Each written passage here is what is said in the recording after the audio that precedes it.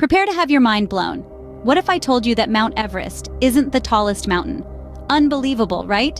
Everest, known for its height of approximately 29,000 feet, is the highest peak above sea level. But it isn't the tallest from base to peak. This title belongs to a lesser-known yet equally astounding peak. Can you guess? Right, it's Mauna Kea in Hawaii. Now, don't get me wrong, Everest's peak soars higher above sea level than any other mountain.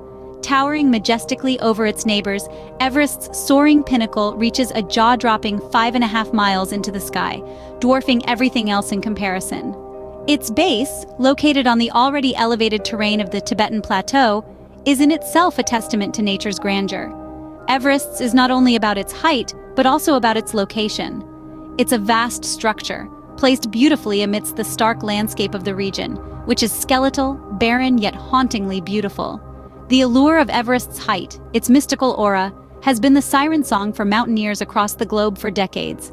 These brave adventurers have faced the harsh, icy winds, the treacherous terrain, and the thinning oxygen, driven by an irresistible urge to conquer this mighty beast of nature. Year after year, they attempt to climb the slopes with dreams of reaching the top, literally standing on the top of the world. It's not just about the physical challenge, it's also a test of mental strength, resilience, and human spirit.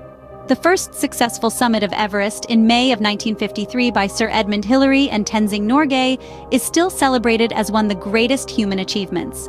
These two men, through their extraordinary feat, have become symbols of human courage and determination, inspiring countless others to follow in their footsteps.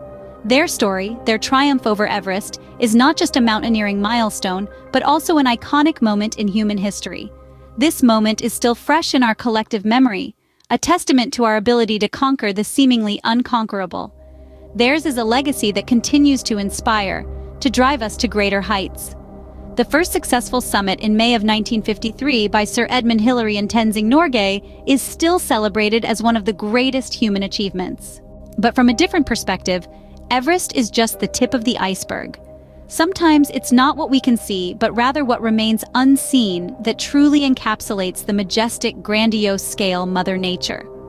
Let's traverse the globe for a moment, leaving the icy expanse of Everest behind and diving into the deep, expansive blue of the Pacific Ocean. In this aquatic realm, the volcanic mountain Mauna Kea quietly dominates. Unlike Everest's towering peaks that proudly jut into the sky, Mauna Kea rises modestly above the sea surface to a height of just over 13,000 feet. It doesn't seem like much, but there's a catch. Only a fraction of Mauna Kea's grandeur is visible to the naked eye. The majority of this mighty mountain remains hidden beneath the ocean's surface. One must measure Mauna Kea from its base, lodged deep at the bottom of the Pacific Ocean, to truly grasp its size. Doing so reveals an impressive height of 33,000 feet. To put that into perspective, Mauna Kea is nearly a mile taller than Everest. That's quite a feat, isn't it? So let's remember to look beyond the surface, because sometimes the most amazing wonders are hidden in plain sight. That's nearly a mile taller than Everest. So, why do we consider Everest the tallest? This question warrants reflection. It primarily boils down to our general perspective on measurements. It's not about how we perceive things, but rather about scientific conventions that we have universally accepted. In essence, we define the height of a mountain based on how high it stands above sea level. This particular method does not take into account the actual distance from the mountain base to its peak.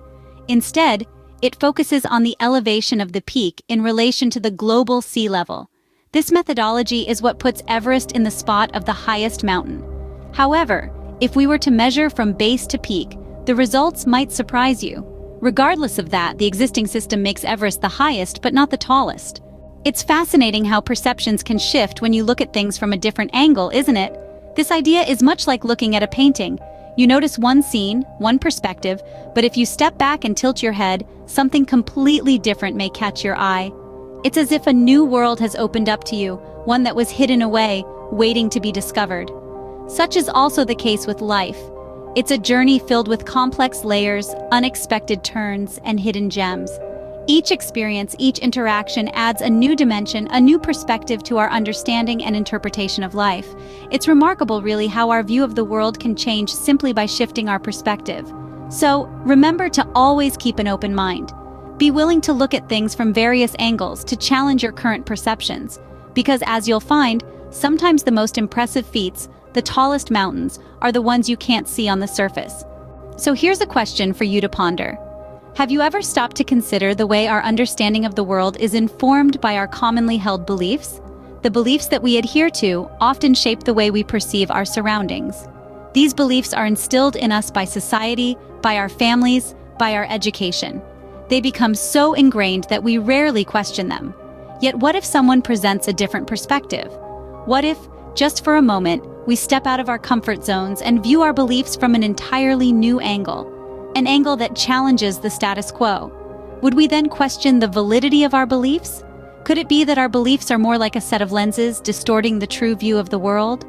Perhaps the act of reconsidering these beliefs might bring us a step closer to understanding the world around us. So, what other commonly held beliefs might we need to reconsider when viewed from a different perspective?